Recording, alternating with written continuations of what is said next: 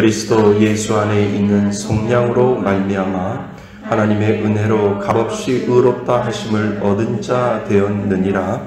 이 예수를 하나님이 그의 피로써 믿음으로 말미암는 화목제물로 세우셨으니 이는 하나님께서 길이 참으심 중에 전에 지은 죄를 관과하심으로 자기의 의로우심을 나타내려 하심이니 곧 이때에 자기의 의로우심을 나타내사 자기도 의로우시며 또한 예수 믿는 자를 의롭다 하려 하심이라.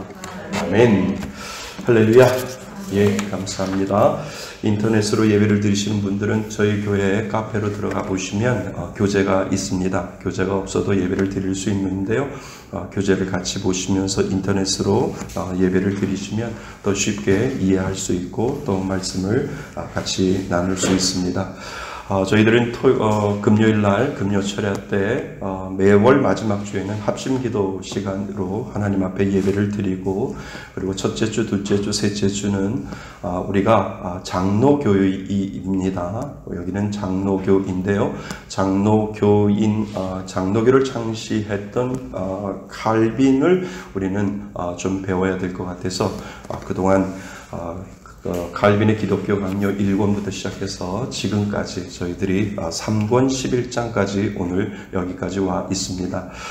그래서 정확하게 성경을 아는 것은 교리를 아는 것이고요. 교리를 알아야 어떠한 것에도 무너지지 아니하고 내가 믿는 신앙, 그리고 내가 믿는 장로교 신앙은 무엇인가를 더 확실히 내 마음속에 가다듬고 있을 때 혹시 이단이나 또 나를 무너뜨리려고 하는 어떤 우상이나 이런 것에서 나를 붙잡을 수 있고 또 올바로 교회를 세워나갈 수 있기 때문에 저희들은 칼빈의 기독교 강요, 어렵지만 칼빈의 기독교 강요를 1권부터 시작해서 공부하는 이유가 거기에 있습니다. 자, 그동안 잘 따라오셨고요. 오늘은 기독교 강요, 칼빈의 기독교 강요 3권 11장 칭의에 대해서 저희들이 같이 공부하고자 합니다. 칭의가 뭘까요? 칭의 뭘까요? 의롭다 인정하심을 받는 거예요. 우리가 죄인이지만 하나님께서 우리에게 의롭다고 불러주시는 거예요. 죄인이지만. 그런데 이 칭의라고 하는 교리가 기독교 장로교에서 얼마나 중요한지 모릅니다. 이것이 잘못 해석하면 이단으로 빠지는 거고요. 이것을 제대로 가르치지 않으면 이단이 될 수밖에 없고요. 그리고 이단들은 이 부분에 대해서 정확하게 해석을 하지 못하기 때문에 이단이 되는 겁니다. 그래서 칼빈, 우리가 믿는 장로교에서 칭의에 대한 교리가 얼마나 중요한지 모릅니다. 왜요? 이 칭의가 구원하고 연결되어 있기 때문에 이 잘못된 칭의를 가지고 있으면 구원하고도 연결되어 있기 때문에 우리가 칼빈이 이야기하는 장로교에서의 칭의가 무엇인지를 정확하게 알면, 그리고 그것이 내가 이해가 되면 여러분들은 나는 장로교인이구나 라고 하는 것을 느끼게 됩니다. 그러니까 장로교, 감리교, 침례교 뭐 다를 것이 없지요. 그렇지만 이단도 아닙니다. 그래서 같은 종교인데 특별히 장로교에서 이야기하는 것이 무엇인지를 정확하게 깨닫게 되면 감리교하고도 약간 다르고요. 감리교가 이단이라고 이야기하는 거 아닙니다. 장로교의 신앙이 무엇인지를 정확하게 꿰뚫어 볼 수 있다라고 하는 거죠. 그러니까 침례교도 있고 성결교도 있고 모든 교단들이 있는데 그 정통 교단에서 이단이라고 이야기하지는 않지만 그 교단에서 하나님을 바라보는 각도와 하나님을 믿고 따라가는 그 각도가 다 다르기 때문에 교단이 나누어진 것이고요. 그것을 통해서 정말 내 신앙이 어떠한 신앙인지를 정확하게 우리들에게 가르쳐 주기 때문에 오늘 배우는 이 칭의는요, 참 중요해요. 그래서 잊어버리면 안 되고요. 마음속에 기억하셔야 된다라고 하는 것입니다. 그래서 오늘 우리 칼빈의 기독교 강요의 3권 11장 칭의에 대해서 다시 한번 저희들하고 계속 저하고 계속 공부하신 분들은 아실 겁니다. 그래서 목사님이 또 다시 또 정리를 해 주시는구나 라고 생각을 하시고요. 그것을 통해서 칭의에 대한 기독교, 특별히 장로교에서 이야기하는 것이 무엇인가를 배우신다면 오늘 이 부분에 대해서 짚고 넘어갈 필요가 있다라고 하는 겁니다. 자, 준비되셨으면 우리 같이 공부하겠습니다. 우리 장로교에서 말하는 칼빈의 구원은 마치 양대축으로 되어 있습니다. 가장 중요한 것을 지금 이야기를 하지요. 그것은 칭의와 성화입니다. 칭의가 있고요. 우리가 이미 배웠습니다. 성화가 뭡니까? 하나님을 향해서 한 걸음 한 걸음 걸어가는 그러한 믿음의 삶을 성화의 삶, 예수 그리스도의 성품을 닮아가는 삶, 그 삶이 성화의 삶이다라고 제가 말씀을 드렸습니다. 그러니까 칭의와 성화는 아주 칼빈이 이야기하는 기독교의 진수라고 이야기할 수 있고, 이것이 만약에 변한다면 여기에서 이단이 갈라지는 것이고 여기에서 문제가 되는 겁니다. 그래서 칭의와 성화입니다. 어려운 말이지만 우리는 이신칭의라고 하는 말을 교회에서 좀 들어보셨을 겁니다. 제가 친절하게 한문으로 써왔는데요. 한문의 뜻풀이까지 썼습니다. 이자는 뭐뭐로서, 뭐뭇을 가지고 라고 하는 써이자, 그 다음에 신자는 뭘까요? 믿을 신자, 그 다음에 칭은요, 일컬을 칭, 그 다음에 의는요, 오를 의. 그러니까 하나님이 일컬음을 칭하는 믿음을 가지고 우리들에게 의롭다고 일컬음을 해 주시는 것을 아주 어려운 한자로 이신칭의다라고 이야기를 합니다. 그래서 교회를 많이 다니다 보면 처음에는 이걸 이해를 못해요. 이게 무슨 말인가? 왜 어려운 말을 이렇게 쓰지?라고 하는데, 교회를 다니다 보면 이신칭이라는 이야기를 한두 번, 아니 3번까지는 들어보셨을 것이다 라고 하는 것이지요. 그래서 이신칭이라는 말을 교회에 다니다 보면 듣게 됩니다. 이 이신칭의 교리는 종교개혁의 가장 중요한 핵심 사항이었죠. 그러니까 성경에 이신칭의가 나오나요? 아니요, 안 나와요. 그런데 우리가 로마서 3장 24절에서 26절을 읽어보면 이것을 한 단어로 이야기하라. 그러면 이신칭의가 된다라고 하는 거예요. 그래서 우리가 로마서 3장 24절에서 26절을 읽은 이유가 그것입니다. 그러니까 24절에서 26절까지 딱 읽으면 하나님은 믿음으로 의롭다 여기심을 받으시는구나 라고 하는 이신칭이라는 단어가 그 안에 나오는 거죠. 그래서 이신칭이가 종교적인 용어이지만 성경에는 이신칭이라는 말이 안 나오기 때문에 왜 안 나오는 것을 아니에요. 성경에 그렇게 뜻풀이가 되어 있는 것을 아주 축약하고 딱 한 단어로 만들었더니 이것이 바로 이신칭이다라고 성경은 우리들에게 이야기를 하지요.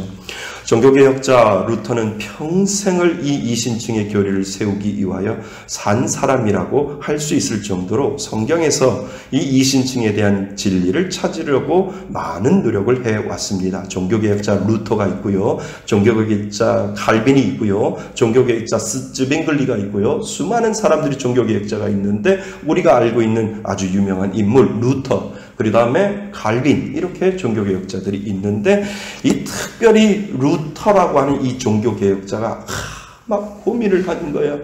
어떻게 하면 구원을 얻을 수 있는가? 정말 이 구원을 얻는다는 것이 무엇인가? 라고 하는 그 고민 속에 그가 살고 있었지요. 그런데 그의 노력을, 그의 책을 읽어보면 참 얼마나 많은 노력을 했는지 모릅니다. 종교개혁자 루터는 평생을 이신칭의 교리를 세우기 위하여 산 사람이라고 할 수 있을 정도로 성경에서 이신칭에 대한 진리를 찾으려고 많은 노력을 해왔습니다. 그는 개인이 어떻게 하나님께 구원을 얻는가 하는 문제를 가지고 수많은 시간 고민했던 사람입니다. 그 당시 그는 대학 교수요 수도사였지만 구원에 대한 확신이 사실 없었기 때문에 지금 그는 방황을 하고 있는 것을 그의 책을 읽어보면 알 수 있습니다. 사실 그는 구원을 얻기 위해 스스로 고행을 하기도 했습니다. 그래, 구원을 얻기 위해서 하나님이 주시는 그 구원에 대한 확신을 얻기 위해서 내가 어떻게 할까라고 생각을 해서, 그러면 이 세상 모든 것들을 다 버리고 산속에 들어가서 한번 고행을 해보자. 근식도 해보고 정말 하나님을 내 마음속에 느끼기 위해서 그렇게 해보자 라고 하는 그 자신의 그 뭐랄까요, 그 수많은 고민과 자신의 그 몸부림이 그의 책을 읽어보면 그렇게 나와 있습니다. 그래서 그는 그 확신이 없어서 수많은 방황을 하는 것을 우리는 보게 되지요. 고행을 했다고 하면 십자가를 지고 걸어도 보기도 하고요. 그리고 깊은 산에 올라가 혼자 있는 고행이 시간도 보내기도 하고 쉴 새 없이 일하고 남을 돕는 일에 최선을 다 해보기도 했는데 그래도 이것이 구원인가? 라고 하는 그 마음을 가지고 정말 마음속에 공허함으로 그는 시간을 보낼 수밖에 없었다라고 자기의 자서전을, 루터의 자서전을 보면 우리는 알 수 있습니다. 그럴수록 답은 보이지 않고 고민과 갈등은 자신을 누르고 있었습니다. 그래서 한때는 신비주의에 빠지기도 했다라고 그의 자서전을 읽어보면 나와 있습니다. 신비주의가 뭐예요? 아주 요명하고 뭔가 아주 알 수 없는 그러한 생각과 그러한 곳에 빠지는 신비주의에 빠져서 이것이 구원이 아닌가라고 하는 그러한 생각으로 신비주의에도 빠지게 되는 것을 보게 되지요. 자, 그 다음에 중요합니다. 그러던 중 어느 날 그는 로마서 1장 17절을 읽게 되는데 그날따라 어느 날따라 그날따라 그의 마음속에 훅 들어오는 말씀이 있었는데 그 말씀이 바로 로마서 1장 17절 말씀이 그를 사로잡기 시작했다라고 하는 거예요. 그것이 뭐냐면 오직 의인은 뭐로요? 믿음으로 말미암아 살리라 라고 하는 이 루터가 한 번만 읽었겠냐는 거지요. 그런데 고민과 고민 속에서 하나님 과연 구원이라는 것이 무엇인데요? 라고 하는 그 고민과 갈등 속에서 하나님의 말씀을 피고 그 하나님의 말씀을 읽어 내려갈 때 그 마음속에 들어오는 말씀이 오직 의인은 믿음으로 살리라 라고 하는 그 말씀이 그날따라 그의 마음속에 훅 들어오기 시작했다라고 하는 것이지요. 그래서 말씀이 그의 눈에 새롭게 들어오기 시작했습니다. 이 말씀을 통해 한 단어로 그는 요약을 했습니다. 오직 믿음이라는 진리를 그는 발견을 하게 됩니다. 자, 믿음, 오직 믿음이라고 하는 그 진리를 그가 발견을 했는데 우리가 생각하는 그 믿음이 아니고요. 그가 이야기하는 믿음, 오직 믿음이 어디서부터 나왔는지를 그는 그때 깨닫게 되었다라고 하는 거예요. 제가 그래서 중요해서 밑줄까지 제가 지어왔는데요. 보실래요? 성령의 역사로 여기다가 동그라미 하나 치시고요. 성령의 역사입니다. 나의 의지로 뭔가를 하겠다라고 하는 것이 믿음이 아니고요. 뭐의 역사로? 처음에 시작이 뭐라고요? 내 안에 들어오시는, 내 안에서 말씀하시는 성령의 역사로 말미암아 발생하는 믿음이라고 하는 거예요. 그러니까 믿음은 내가 만드는 것이 아니라 그 믿음조차도 누가 만들어주시는 거예요? 하나님이 내 안에 들어오셔서 내 안에 그 믿음을 주실 때, 그 성령님이 내게 믿음을 주실 때 내 안에 그 믿음이 발생한다라고 하는 것입니다. 그러니까 믿으셔야 돼요. 믿으시면 예수 믿습니다 라고 하는 그 뉘앙스를 어떻게 이야기하냐 하면 믿으셔야 돼요. 믿으시면 구원받습니다 라고 하는 것은 때로는 잘못 해석을 하면 당신 의지가 필요합니다. 믿을 수 있는 의지가 필요합니다. 라고 하는 잘못된 뉘앙스가 그 안에 들어있을 수 있다라고 하는 거예요. 그런데 그 믿음도 누가 주신다고요? 성령님이 주시는 거예요. 그러니까 성령님이 나에게 믿을 수 있는 믿음을 주을 때 내가 믿어지는 거지, 내가 억지로 믿어지려고 해봐야 믿을 수 없는 그러한 관계가 오직 믿음이라고 하는 곳 안에 들어있다라고 하는 거예요. 그러니까 하나님이 은혜 주셔야 믿을 수 있는 거예요. 성령님이 그 마음속에 들어오셔서 믿음이라는 그 작은 씨앗을 성령님이 심어줄 때 그 믿음이 발생하는 거지, 내가 억지로 의지적으로 뭔가 믿음을 가지려고 노력해서 노력하시고 믿으려고 노력하시면 예수 믿을 수 있어요, 구원의 은혜 받을 수 있어요 라고 하는 그 함정에 우리는 빠질 수 있다. 이것이 장로교에서 말하는 교리입니다. 그러니까 전적으로 인간은 타락해서 믿을 수 있는 노력과 믿을 수 있는 그 어떤 의지가 없다라고 이 장로교, 우리가 믿는 기독교에서 그 이야기를 하고 있다라고 하는 거예요.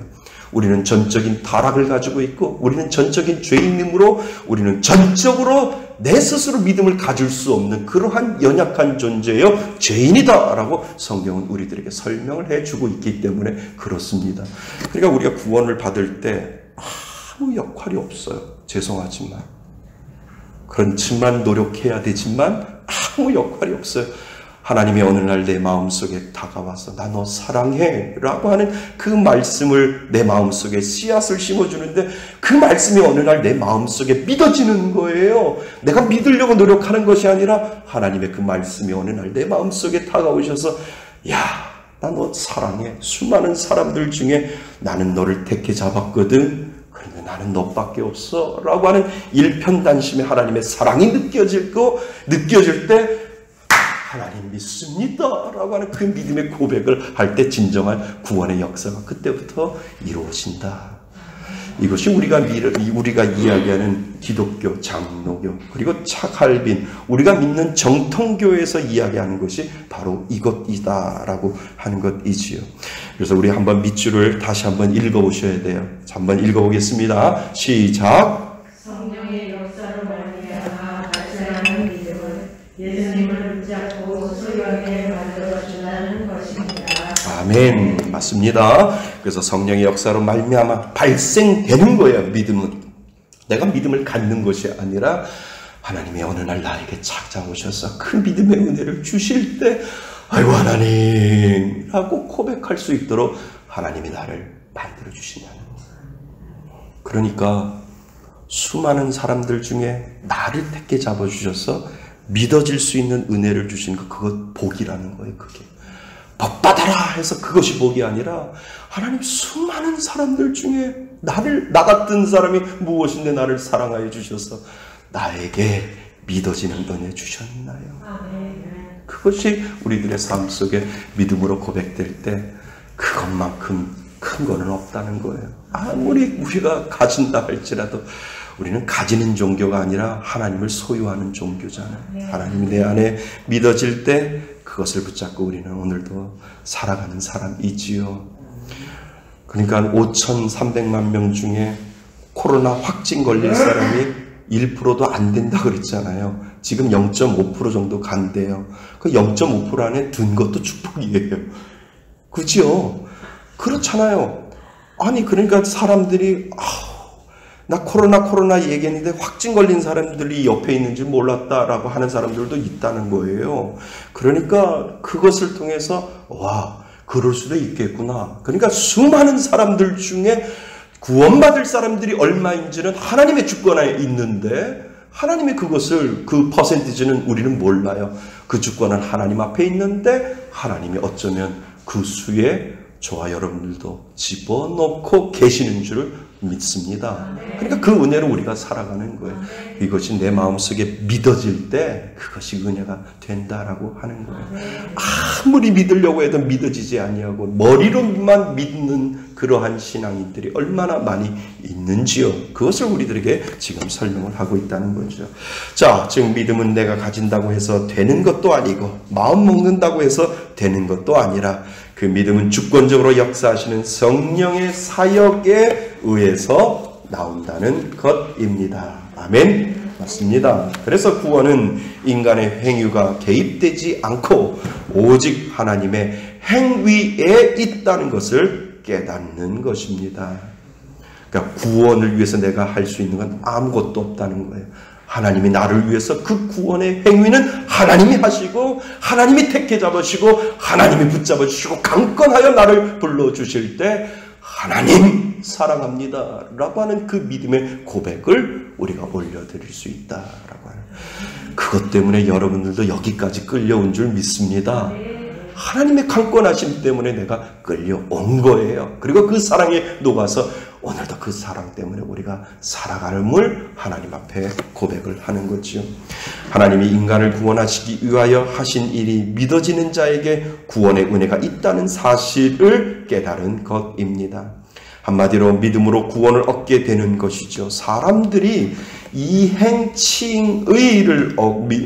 이행칭의를 믿고 있을 때 이 루터는 이신칭의를 믿고 있었습니다.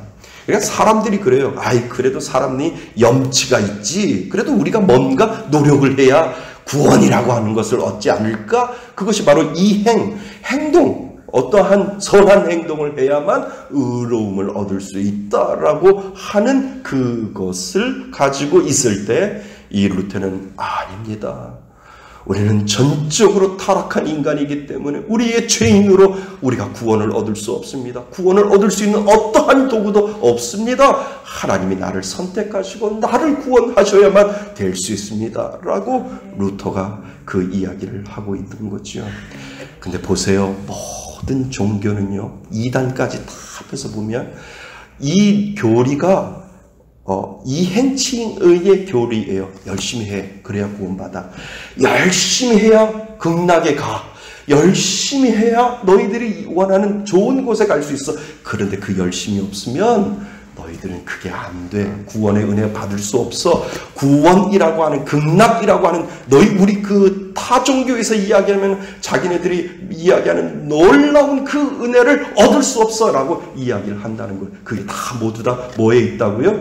이행칭의에 들어가 있다라고 하는 거예요. 열심히 해야만 구원을 얻을 수 있고, 근데 이거보다 한 차원 높은 지금 은혜를 기독교, 장로교, 기독교에서 우리들에게 이야기하는 것이 무엇이냐면, 미안해. 너희들은 죄인이잖아. 죄인이 어떻게 너희들을 구원할 수 있어? 너희들은 가만히 있어. 그런데 하나님이 너희들을 사랑해서 너희들에게 그 믿음을 주었을 때 성령으로 말미암아 너희들 마음속에 믿음을 발생하게 하고 그 믿음으로 고백하는 그 구원의 은혜를 내가 줄게. 그리고 그것에 감사하며 살아가면 돼. 라고 할 수 있도록 하나님께서 그보다 이행칭의보다 더 고차원적인 이신칭의에 대한 은혜를 우리들에게 분명히 주셨다라고 하는 거죠. 아멘. 맞습니다. 자, 그래서 은혜로우신 하나님은 율법의 저주 아래 있는 우리에게 예수 그리스도를 주셨습니다. 아멘. 맞습니다. 우리가 성령의 역사로 말미암아 발생하는 뭐라고요?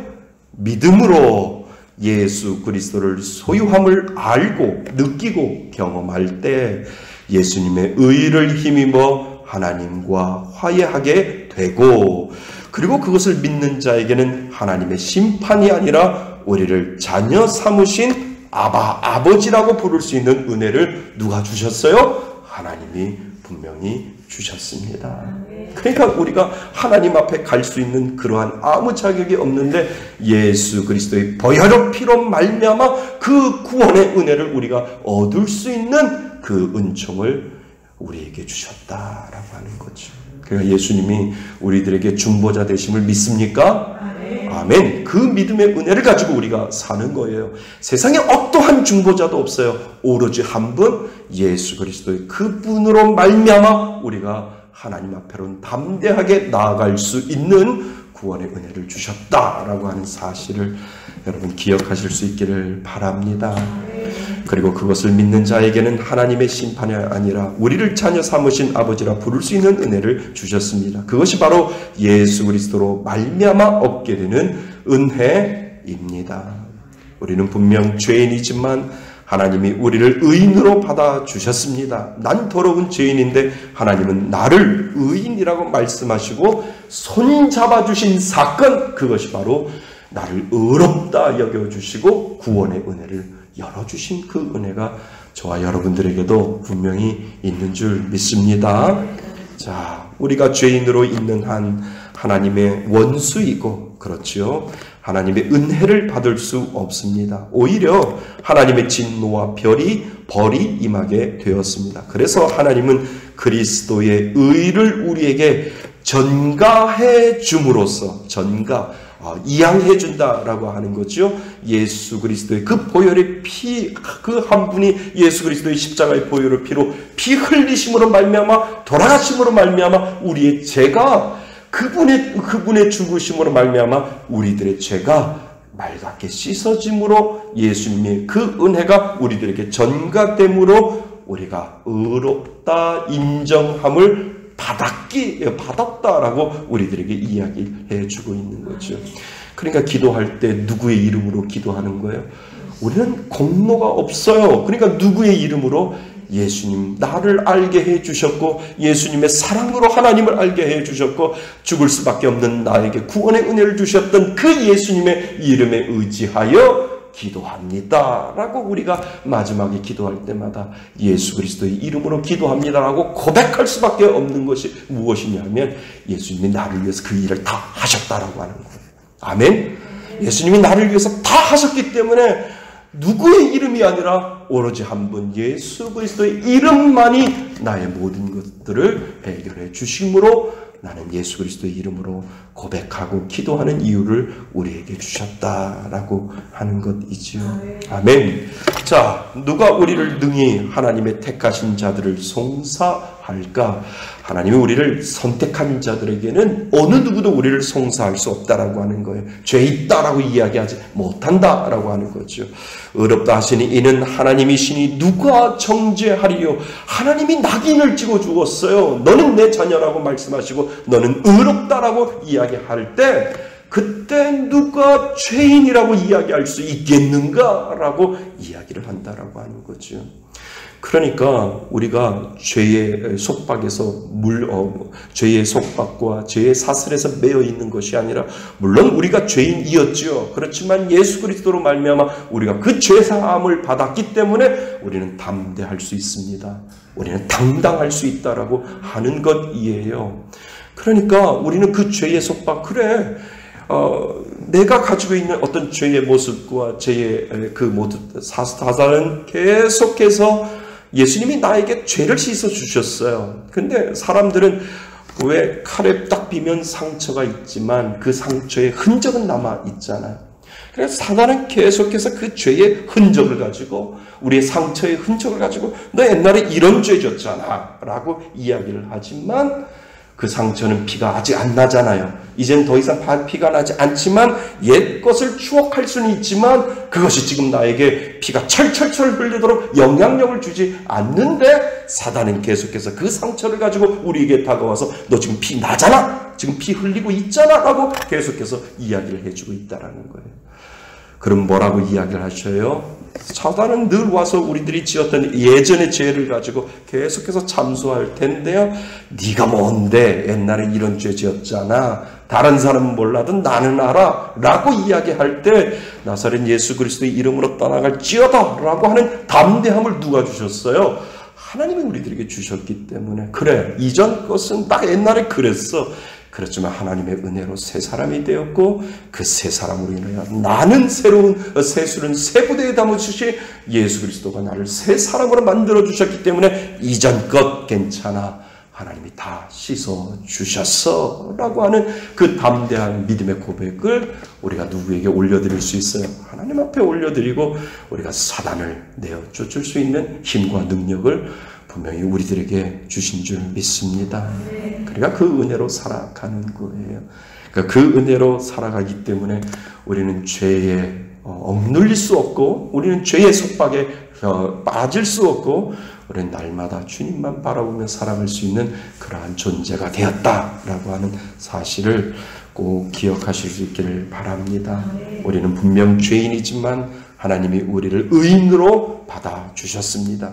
난 더러운 죄인인데 하나님은 나를 의인이라고 말씀해 주셨지요. 자, 맨 밑에 누가 우리를 능히 하나님의 택하신 자를 송사할까? 여기 했죠? 예, 그 다음에 그러니까 하나님이 사면해 주신 자들을 누가 다시 고소하겠는가? 예수님이 변호하시는 자들을 누가 감히 정죄하겠는가? 우리가 기억할 것은 우리는 구원의 은혜에 기여하지 않았습니다. 그것은 하나님이 주신 전적인 은혜 때문이지요. 그래서 칭의의 은혜는 율법을 지키는 행위와는 아무 상관이 없다라고 우리 로마서에서 사도 바울은 계속해서 우리들에게 설명을 해주고 있지요. 모세의 율법으로 너희가 의롭다 하심을 얻지 못하던 모든 일에도 이 사람을 힘입어 믿는 자마다 의롭다 하심을 얻는 이것이라. 사도행전 13장 39절에 나와 있습니다. 우리가 3페이지 우리가 의롭게 되는 것은 다만 예수 그리스도의 뭐를 힘입어? 의를 힘입어 되는 것입니다. 아주 기독교는 우리가 이야기하는 기독교는 간단하지요. 예수 그리스도의 힘을 입어 우리는 어려움을 받게 됐고 그 믿음의 은혜로 우리는 구원의 은혜를 하나님이 주셨다라고 하는 그 아주 단순한 진리가 지금 2000년이 지난데도 변함없이 우리들에게 신앙으로 다가오는 것은 아직도 우리들 안에 살아가고 역사하신다라고 하는 것을 단편적으로 우리들에게 가르쳐주고 있다라고 하는 거예요. 그것이 가짜라고 한다면은요, 그것이 아무것도 아니라고 한다면요, 그것이 능력이 없다라고 한다면은요, 2000년이 지나온 그 사이에 변하고 또 변하고 또 변했을 거라는 거죠.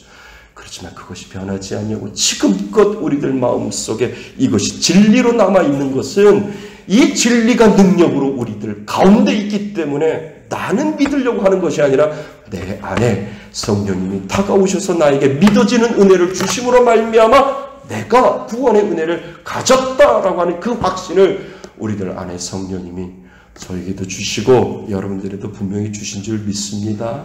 우리는 그 은혜로 살아가는 것이지요. 자, 그 당시 스콜라 신학자들이 있었는데요. 중세시대를 이야기하는 겁니다. 그들은 인간의 선행을 참 강조했어요. 그러니까 믿음을 강조한 것이 아니라 그래도 선행이 있어야 되지 않겠는가라고 하는 것을 우리들에게 강조를 했죠. 그래서 구원을 얻기 위해서는 반드시 인간의 선행이 필요하다는 것입니다. 칭의는 믿음과 선행, 즉 행위의 협력작품이라는 주장을 그 당시에도 분명히 하고 있었다라고 하는 것이지요. 그러니까 하나님의 구원은 그래도 염치가 있지 우리들이 뭔가를 좀 해야 되지 않겠는가라고 아까 말씀드렸던 것처럼 똑같이 그 당시에도 스콜라라고 하는 중세시대 스콜라 철학이라고 하는 것도 분명히 우리들의 뭔가 선행이 필요해서 하나님의 은혜와 우리의 행위가 협력했을 때 그때 구원이 이루어진다라고 그 당시에도 그렇게 이야기를 하고 있다라고 하는 것이지요. 자, 그래서 하지만 정말 그럴까? 그렇지 않다는 것을 성경은 우리들에게 말해주고 있습니다. 그러니까 성경을 제대로 봐야 돼요. 성경을 제대로 보면 인간의 행위라는 것이 없어요. 근데 인간의 행위가 나오거든요. 야고보서에 보면은요. 근데 그 행위가 뭔지를 우리들에게 가르쳐주고 있다라고 하는 거죠. 자, 예를 들어 아브라함이 행위로서 의롭다 하심을 얻었으면 자랑할 것이 분명히 있을 겁니다. 그렇죠. 아브라함이 믿음으로 모든 것을 떠났다라고 하는데 아브라함이 어떠한 행위가 그에게 드러날 것 같으면 사람이기 때문에 자랑할 것이잖아요. 그러니까 분명히 그가 자랑할 것이 분명히 있을 것입니다. 그러나 믿음으로 의롭게 되었기 때문에 하나님 앞에서는 아브라함도 뭐 할 것이 없어요? 자랑할 것이 분명히 없다라고 하는 거지요. 분명히 말할 수 있는 것은 칭의에는 인간의 모든 행위가 배제된다라고 한다는 거죠. 그래도 목사님 조금이라도 있지 않을까요? 아니에요. 칼빈이 우리들에게 이야기하는 거 100% 완전히 너희들이 어떠한 행위나 어떠한 역할은 전혀 작용하지 아니하고 배제되고 오로지 구원의 은혜는 하나님의 성령의 은혜가 너희들 마음속에 믿음이라는 것을 발생시킴으로 말미암아 그 믿음으로 너희들이 고백함으로 너희들은 구원을 얻을 수 있다라고 우리들에게 지금 가르쳐주고 있습니다. 왜냐하면 인간의 선행은 심히 불완전해서 칭의의 조건이 될 수 없기 때문에 늘 우리는 죄인이고 우리는 연약하고 쓰러지고 또 쓰러지고 넘어지고 또 넘어질 수밖에 없는 그 인간이기 때문에 우리들에게 하나님은 우리를 완전히 배제시켜 놓았다는 거예요. 조금만이라도 0.00001%라도 우리들의 선행이 있다라고 한다면 거기에 인간은 연약하기 때문에 자랑이 들어온다는 거예요. 자랑. 어떤 목사님하고 이렇게 식사를 하면은요, 목사님이 식사를 하면 제가 커피를 사는 게 기본이잖아요. 근데 그 목사님은 네 목사님 절대 아니에요. 오늘은 제가 풀코스로 다 쏩니다. 식사면 식사, 커피면 커피, 과일이면 과일 제가 다 할게요. 왜 그렇게 하세요? 아니 내가 이왕 식사를 대접했으면 그래도 끝까지는 내가 다 해줘야 되는 것 아닌가? 제가 다 해줬는데 목사님이 커피 그 3,000원짜리 하나 사가지고 해줬다 그러면은 나는 그래도 커피 사줬어. 이 말이 아니라 전적으로 내가 오늘 목사님에게 은혜를 주기 위하여 커피까지 마지막까지 다 주겠습니다 라고 하는 거예요. 근데 사실 집에 와서 오늘 집사람 저희 사모가 오늘 누가 샀어? 그러면 나 커피 샀어. 밥은 목사님이 냈고 커피는 내가 샀어. 그러면 조금 이렇게 마음이 무거워지는 것 같아요. 그러니까 뭔가 일조를 했다라고 하는 생각이죠. 근데 그분이 식사도 사고 과일도 사고 커피도 사고 다 샀어. 그러면은 뭐예요? 아유, 좀 당신도 좀 사지 이렇게 이야기하는 이유가 뭐냐 하면 하나님의 은혜는 그거예요. 그러니까 우리 인간이 하나님의 그 구원의 은혜가 99.99999% 다 들어와 있는데 하나님이 너가 할 수 있는 거는 아멘 요것만 해. 0.0000001% 중에 하나가 아멘이야. 요 아멘만 하면 너도 구원이라고 하는 그 1조를 할 수 있어 라고 한다면 우리 인간은 연약하기 때문에요. 나도 구원받는데 뭔가 했어 라고 분명히 하나님은 가만히 있는데 0.0001% 했던 우리가 자랑하고 다닐 수 있는 그러한 존재라는 거예요. 그러니까 하나님은 그거를 배제하는 거예요. 너희들은 인간이고 너희들은 죄인이고 너희들은 연약한 사람이기 때문에 너에게 그 자랑할 것까지도 내가 다 내려놓게 만들어서 내가 너희를 완전히 전적인 타락 속에서 전적인 은혜를 통해 오직 믿음으로 너희들에게 구원할 수 있는 그 은혜를 주겠다라고 하니까 우리가 하나님 앞에 쓰기만 하면 하나님 이 죄인을 살려주시니 감사합니다. 이 고백이 나오는 거예요. 그러니까 하나님의 은혜가 내 마음속에 고백되면 눈물부터 나올 수밖에 없는 이유가 뭐냐면 하나님의 은혜가 전적인 은혜가 내 안에 아무 공로가 없는데 아무것도 나는 한 것이 없는데 내 마음속에 하나님이 믿어지게 만들어주시고 그것을 내 마음속에 은혜로 다가오게 하여 주시니 하나님 나 같은 불쌍하고 나 같은 죄 많은 사람까지 구원해 주시니 하나님 감사합니다 라고 하는 그 감사의 전적인 고백이 누구한테 올려지는 거예요? 하나님 앞에 올려지는 거예요. 그것이 나중에 글로리피케이션 하나님을 영화롭게 하는 것하고 또 영광되어 있어요. 자기 이름을 위하여 우리의 이름을 위하여가 아니라 하나님의 영광을 받으시기 위하여 모든 것들을 다 쏟아부으시는 하나님의 은혜 때문에 하나님이 스스로 영광 받을 수 있도록 그렇게 하나님이 만들어 놓는 구조가 구원이라고 하는 은혜 속에 분명히 있다라고 하는 거예요. 그러니까 하나님은 완전히 100% 배제하셨어요. 어떠한 0.0001%도 우리에게 주시지 아니하는 이유는 우리가 교만해서 뭔가 자랑할까봐 하나님께서 그렇게 만들어 놓으셨다라고 하는 거지. 그게 더 은혜이지요. 그게 더 은혜입니다. 그래서 우리는 오늘 이 자리에서 하나님 앞에 감사할 수밖에 없는 이유가 거기에 있다라고 하는 거죠. 자, 어디죠? 예, 바울은 복음과 율법을 비교하면서 우리의 의는 오직 믿음으로 얻는 것임을 확정하고 있습니다. 자, 그 다음이 중요해서 제가 밑줄을 저었습니다. 그래서 어떤 사람이 이렇게 물어봐요. 믿음이 먼저냐, 선행이 먼저냐를 굳이 말한다면 갈비는 하나님의 은혜로 말미암아 오직 믿음으로 의롭게 된 사람은 그 믿음이 여기서 중요합니다. 선행을 충만하게 된다는 것을 말합니다. 그러니까 여기가 이제 이단하고 다른 거예요. 하나님의 은혜가 우리에게 거저 들어오면요, 하나님의 은혜가 우리들에게 거저 발생을 하면 하나님 앞에 감사하는 종교예요.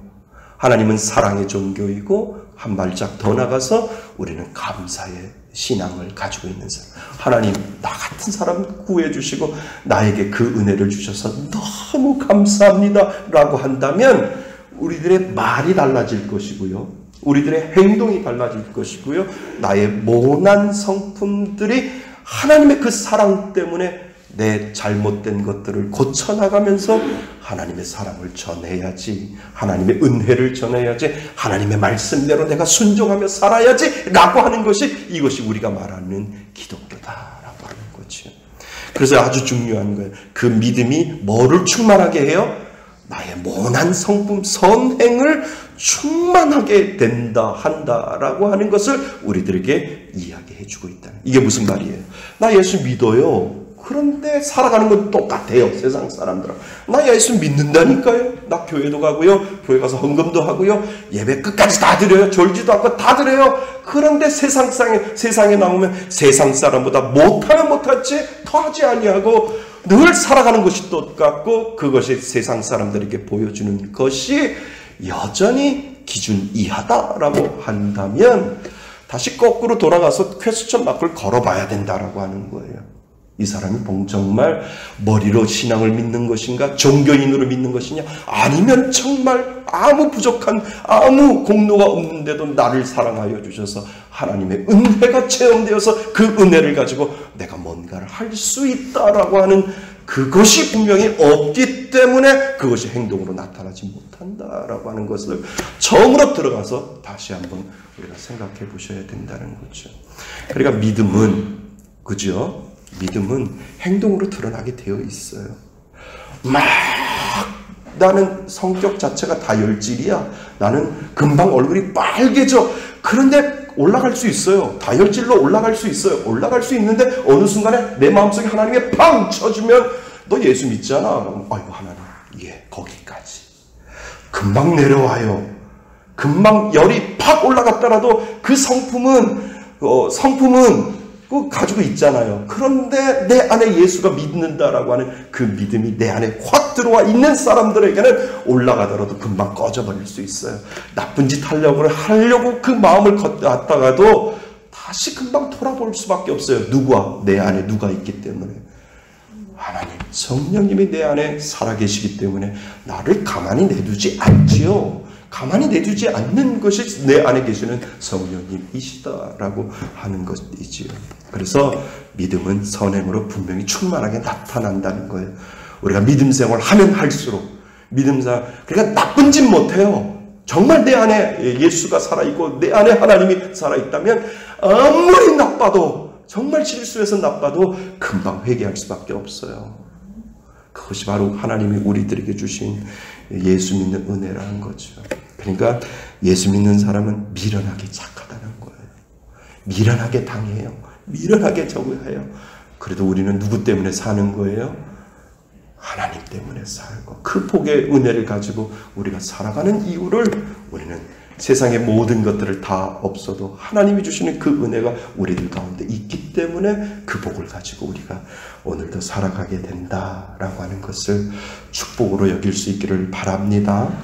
진정한 믿음이 있다면 선행을 동반할 수밖에 없다라고 우리들에게 말합니다. 그러면서 로마 카톨릭은, 그러니까 로마 카톨릭 천주교는 반기를 든 이유는 오직 믿음으로 의롭게 된다는 이 교리는 사람을 영적으로 게으르게 하고 그리고 거룩한 삶에 무관심하게 만들 것이라 라고 칼빈과 같은 종교개혁자들을 비난했습니다. 그러니까 이게 무슨 말이에요? 믿음으로 의롭다 여겼기 때문에, 한번 믿음으로 의롭다 여겼기 때문에 영적으로 게을러질 수도 있고 그리고 거룩한 삶을 떠나갈 수 있다라고 하는 거죠. 그렇지만 이 사람들이 착각하는 거예요. 정말 하나님의 은혜, 그리스도의 구원의 은혜가 있는 자들은 아까 말씀드렸던 것처럼 그 믿음이 뭐로 나타난다고요? 선행의 충만함으로 나타날 수밖에 없음을 우리들에게 가르쳐 준다라고 하는 것이지요. 그러나 정말 하나님의 의로우심을 경험하면 그 의로우심이 우리의 연약함을 깨워, 게으름을 깨워, 나약함을 깨워, 잘못된 습관과 성품을 깨워 믿음의 선행을 할 수 있도록 만들어준다는 것을 우리는 기억해야 합니다. 인간의 어떤 행위든 그 자체로서는 상받을 공로가 없습니다. 아멘. 예, 율법으로 말미암아 의롭게 되지 못한 것이 분명합니다. 왜냐하면 그 율법을 완전하게 행하는 사람만이 얻을 수 있기 때문입니다. 그러니까 로마서에서 말하는 그 율법이 몽학 선생이 되어요 우리를 구원으로 이끌어간다라고 하는 것이 로마서에 보면 되어 있어요. 왜냐하면 율법을 지키려고 해봐도 그 율법을 완전하게 지키지 못하기 때문에 그럼 나는 어떻게 살까라고 하는 그 고민 속에서 누구를 찾게 돼요? 하나님을 찾게 되기 때문에 그 율법이 우리들에게 완전함을 주지 못하기 때문에 오히려 그 율법을 통해서 누구를 바라볼 수 있도록 하나님을 바라볼 수 있도록 몽학 선생이 되어 우리를 끌고 간다. 거기까지라는 거예요. 그 율법이 다가 아니라 율법이 하나님의 은혜를 체험할 수 있도록 거기까지 끌고 가는 거기까지다라고 하는 것을 로마서는 우리들에게 이야기를 하지요. 자, 4페이지. 완전히 지킬 사람이 없기 때문에 그것을 알고 안타까워하는 것입니다. 오직 의인은 믿음으로 말미암아 살리라 라고 하는 이 말씀이 우리는 오직 믿음으로만 의롭게 되는 것이기 때문에 자랑할 것이 하나도 없습니다.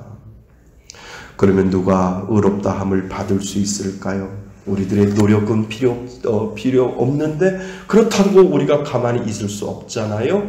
자, 보세요.